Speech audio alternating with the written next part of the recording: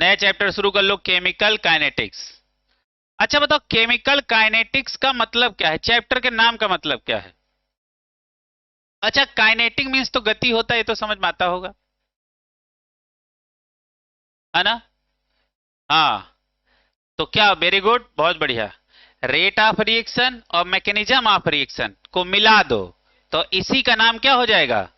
देखो, किस गति से रिएक्शन हो रही है और कैसे हो रही है ना? किस गति से रिएक्शन हो रही है और ये कैसे हो रही, कैसे हो रही मतलब ये मैकेनिज्म है, और कितनी तेज हो रही है धीरे हो रही है इसका रेट है ना? तो इसका नाम हम लोग क्या रखेंगे? Chemical kinetics. तो लिखो, लिखो इन केमिकल काइनेटिक्स, जल्दी लिखो। In chemical kinetics, in chemical kinetics we mainly study, we mainly study, और डैश लगा के छोड़ो, लिखो नंबर वन। सबसे पहले हम लोग क्या पढ़ेंगे? Rate of reaction. लिखो number one, rate of reaction, इसी के आगे ब्रैकेट में लिख लेना ROR, है ना? आज के बाद हम लोग किसको क्या बोलेंगे, करेंगे? ROR, rate of reaction. दूसरा बताओ बेटा, बताओ दूसरा क्या है? Mechanism of reaction. और तीसरा लिखो, तीसरा लिखो, लिखो फैक्टर्स। तीसरा पॉइंट लिखो, factors which can change the rate of reaction, factors which can change the rate of reaction. बस इतना ही है आपका केमिकल काइनेटिक्स, है ना?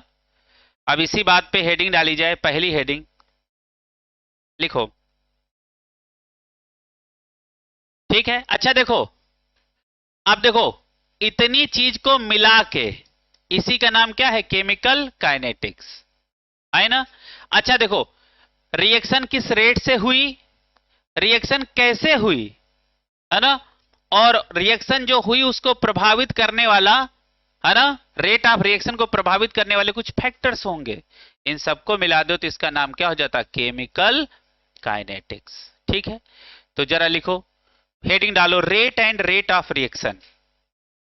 लिखो rate and rate of reaction.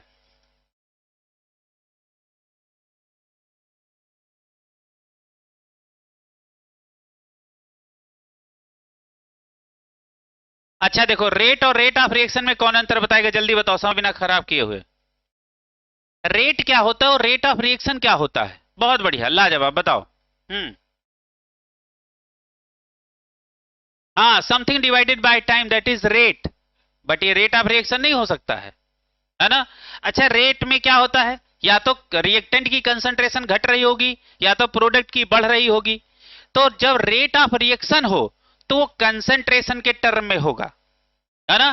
तो क्या करेंगे? कंसंट्रेशन बाय टाइम, यानी something divided by time, that is rate, rate of reaction. अच्छा बताओ, किसका रेट घटेगा बढ़ेगा? कंसंट्रेशन का, है ना? तो कंसंट्रेशन को डिवाइड कर दो टाइम से, तो क्या बन गया? Rate of reaction. और ऊपर लिख दो समथिंग डिवाइडेड बाय टाइम, तो ये हो गया रेट, है ना? लिखा? रेट क्या होला, क्या रेट किसको बोलेंगे? Something divided by time, that is rate. और कंसंट्रेशन, है ना, क्या होगा? Divided by time, that is rate of reaction. Clear है? तो नीचे लिखो, लिखो, लिखो, change of anything per unit time, change of anything, anything per unit time is known as rate.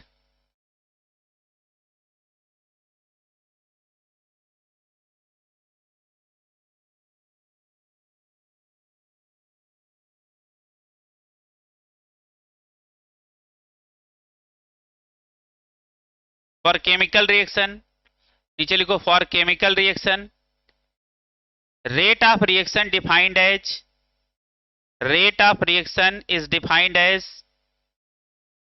change of concentration, change of concentration per unit time, change of concentration पर unit time, तो क्या लिखेंगे, ROR equal to क्या लिखेंगे बताओ, हाँ, change in concentration और upon time,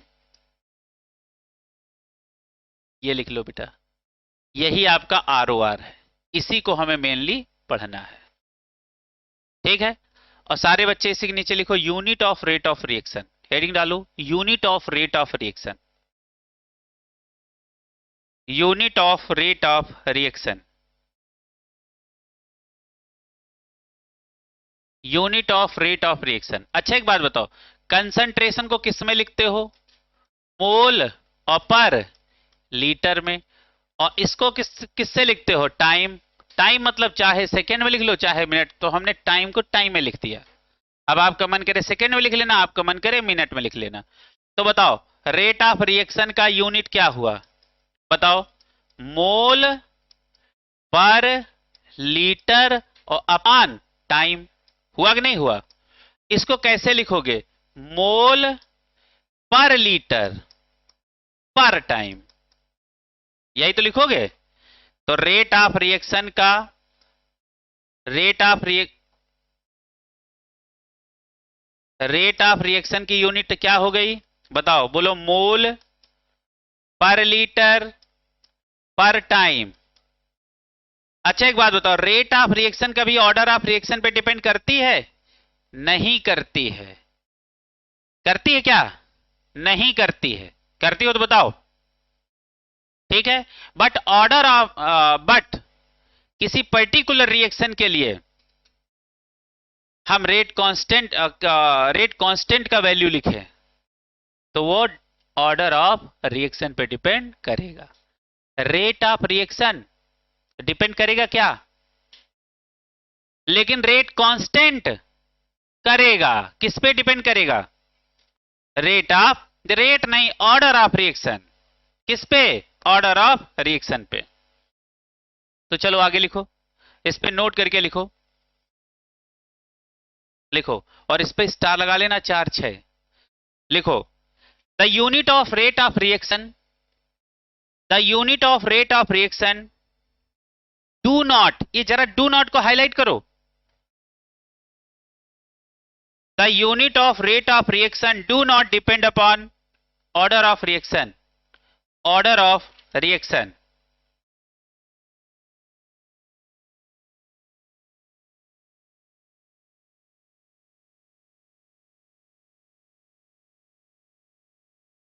ठीक है भैया। अच्छा जैसे मान लो हमने एग्जांपल लिया, ये हमारा रिएक्टेंट है, क्यों बेटा, और ये हमारा क्या है, प्रोडक्ट। ये जो एक लाइन हमने लिखाई है ना, इसको 10 बार पढ़ लो।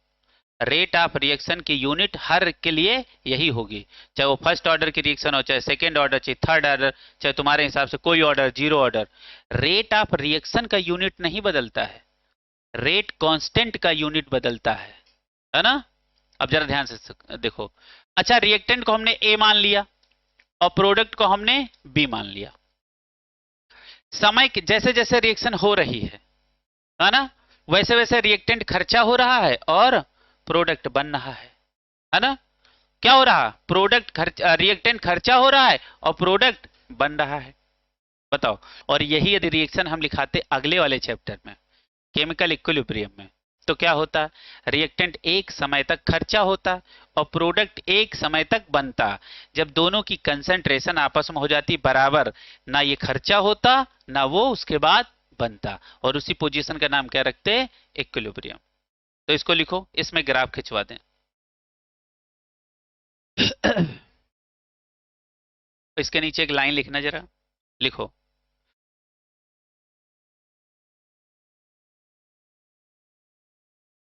लिखो इन केमिकल रिएक्शन,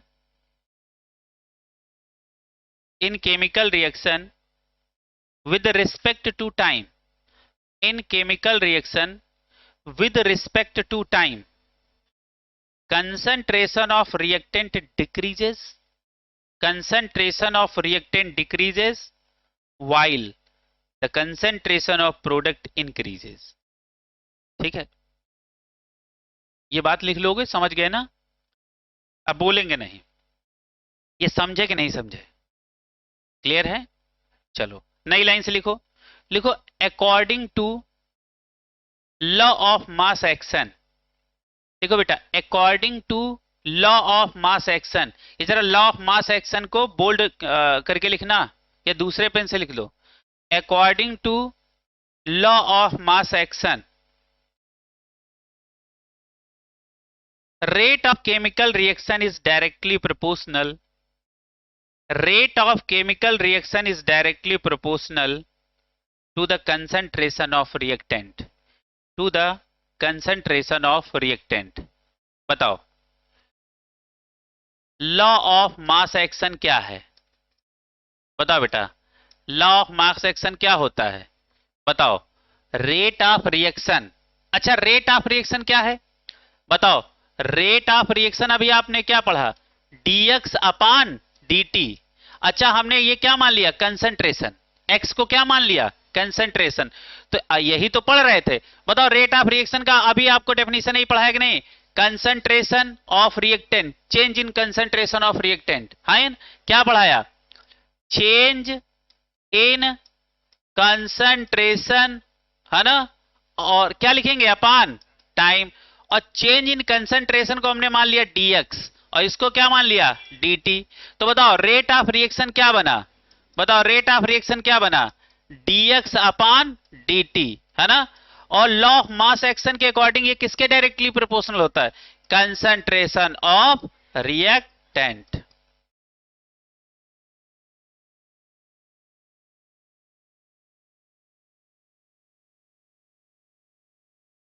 ठीक है, ये बना लो। और रिएक्टेंट की ही जो पावर हो यहां पे n कर लेना, n। यहां पे क्या लिखोगे? n, है ना? यही n क्या है? Order of reaction. यही क्या है? Order of reaction. ठीक है, अब नीचे लिखो बेटा। हाँ लिख लो।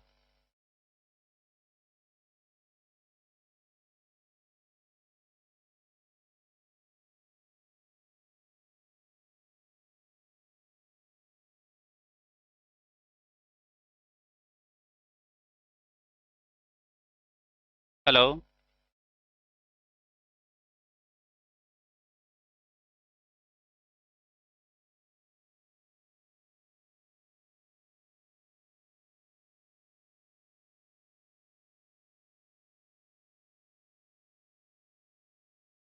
बढ़ा जाएगा।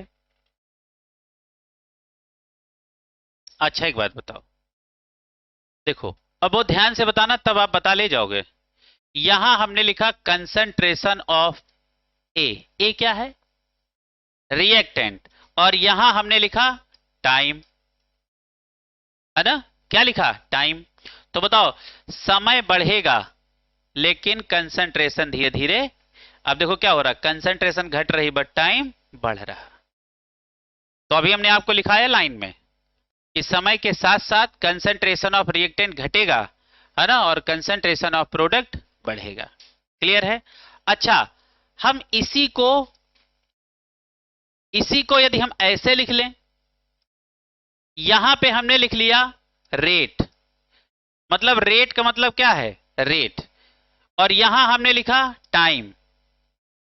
तो अब ये किसका रेट है? रिएक्टेंट का, क्योंकि हम इसके इक्विवेलेंट इसको बना रहे हैं। तो क्या होगा? धीरे धीरे इसका रेट घटेगा और इसका रेट टाइम क्या होगा? बढ़ेगा। अरे जैसे जैसे रिएक्टेंट कम बचेगा तो उसका रेट कंज्यूम होने का धीरे हो जाएगा।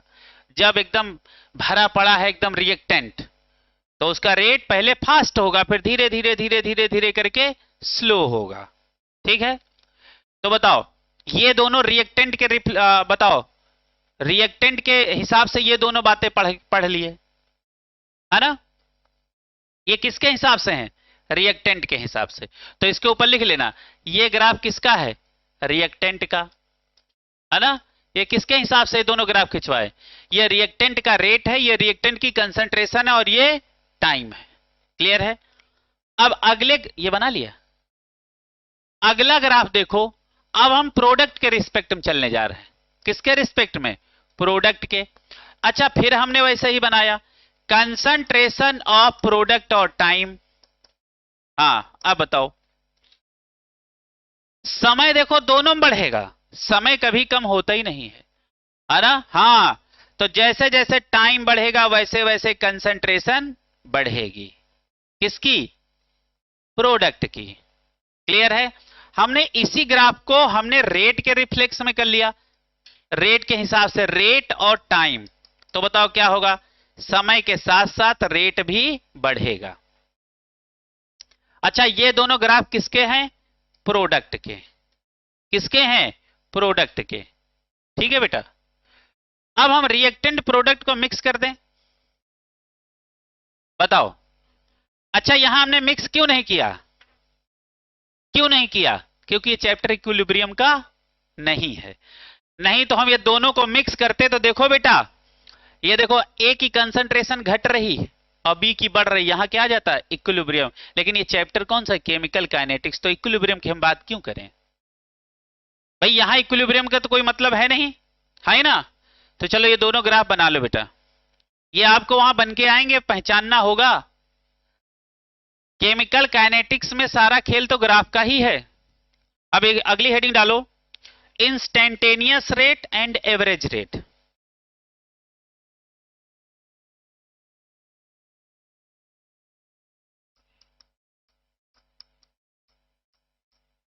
इंस्टेंटेनियस रेट और कैसा रेट? लिखो एंड एवरेज रेट, या ऑब्लिक करके लिखो एवरेज रेट। दो रेट अलग अलग हैं।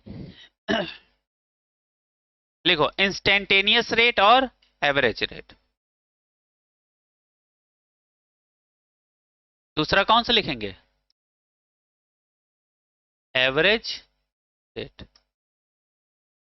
अच्छा एक बात बताओ, इंस्टेंटेनियस रेट का मतलब क्या होता है? क्षणिक रेट। इंस्टेंट का मतलब क्या होता है? पल भर में होने वाली बात। और एवरेज का मतलब क्या होता है? धीरे धीरे रिएक्शन हो रही है, हमने उसको आराम से नापा तौला। क्लियर है? ये कौन सी है? एवरेज। जैसे मान लो एक घर में 5 आदमी है ना, और पांचों नौकरी कर रहे हैं। किसी की मान लो सैलरी 50,000, किसी की 1 लाख, और किसी की 70,000, किसी की 60,000। तो यदि हम पर व्यक्ति निकालेंगे इनकम कितनी है, तो हम क्या करेंगे? सबकी सैलरी जोड़ देंगे और कितने लोग नौकरी करते हैं उससे डिवाइड कर देंगे, तो ये सैलरी क्या आई? एवरेज। तो एवरेज का मीनिंग तो समझ में आ गया। तो इंस्टेंटेनियस में लिखो, लिखो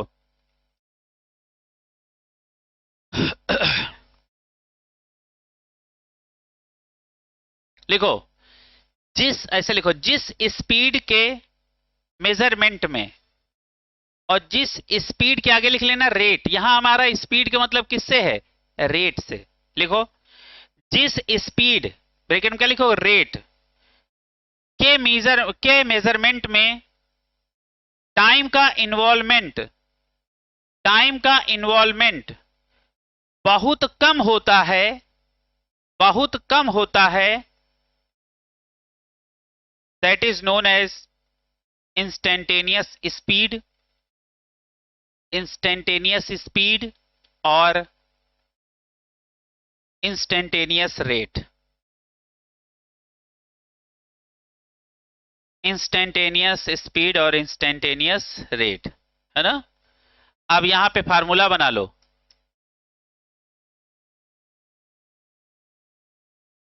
इंस्टेंटेनियस रेट, है ना?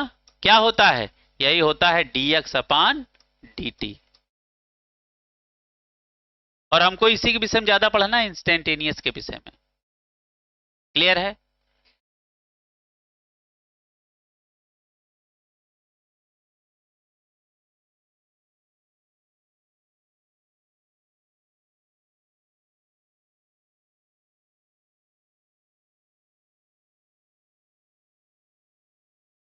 लिखो, नीचे लिखो, लिखो जिस रेट के मेजरमेंट में, लिखते चलो बेटा, एक ही बार में लिख लिया करो। लिखो जिस रेट के मेजरमेंट में टोटल टाइम का इन्वॉल्वमेंट होता है, जिस रेट के मेजरमेंट में टोटल टाइम का इन्वॉल्वमेंट होता है। यहां जरा टोटल टाइम के नीचे अंडरलाइन कर लो।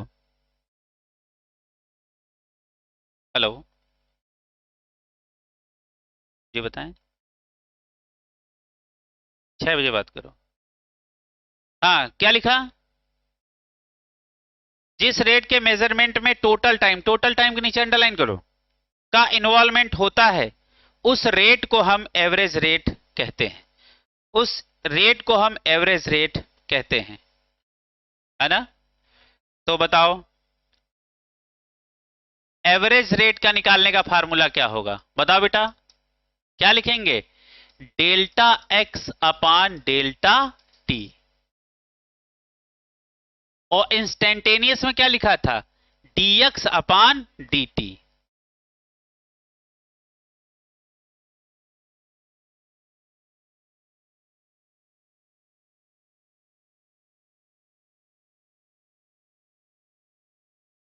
ठीक है। अच्छा एक बात बताओ, मान लो डेल्टा टी टेंड्स टू 0 और डेल्टा एक्स टेंड्स टू 0, तो इसका मतलब क्या है, मतलब ये किसकी तरफ भगे, 0 की तरफ, ये किसकी तरफ भगे, 0 की तरफ। ये थोड़ी मैथ लग रही है।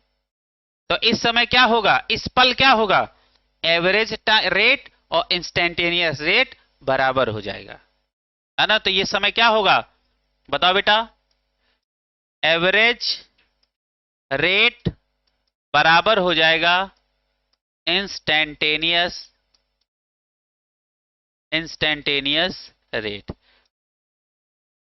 अरे इसको लिख लो, ऐसे कोई जरूरत पड़ती नहीं, ठीक है।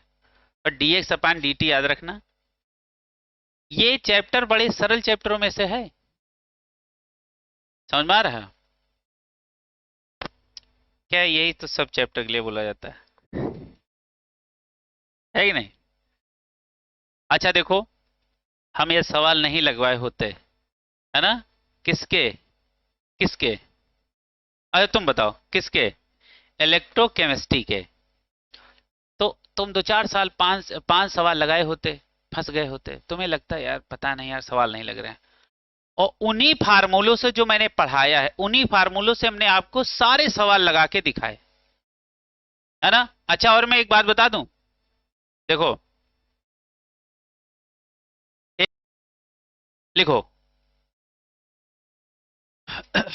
हेडिंग डालो, मेथड, लिखो मेथड टू राइट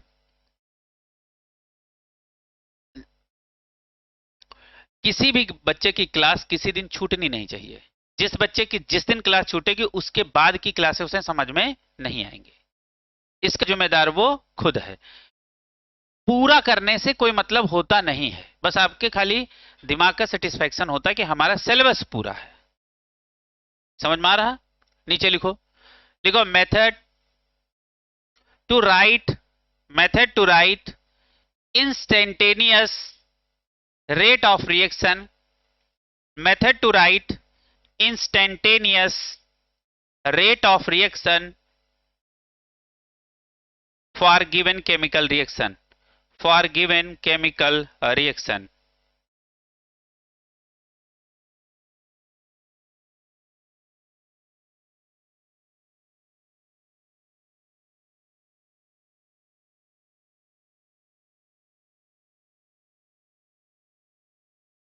ठीक है।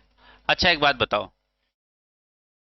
अब बहुत ध्यान से देखना, जैसे हमने यहां एक एग्जांपल लिखा कि ए हमारा बी में कन्वर्ट हो रहा, ए हमारा किस में कन्वर्ट हो रहा, बी में, है ना।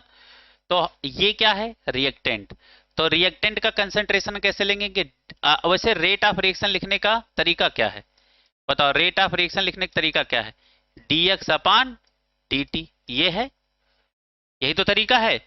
अब हमको यहां पे किसका रेट लिखना है, रिएक्टेंट का, तो इसके आगे लगा देना माइनस, माइनस का मतलब क्या है कि इसकी कंसंट्रेशन समय के साथ कम हो रही, तो क्या लिखोगे, माइनस डी और कंसंट्रेशन ऑफ ए और अपान dt, और प्रोडक्ट की क्या लिखोगे, प्लस।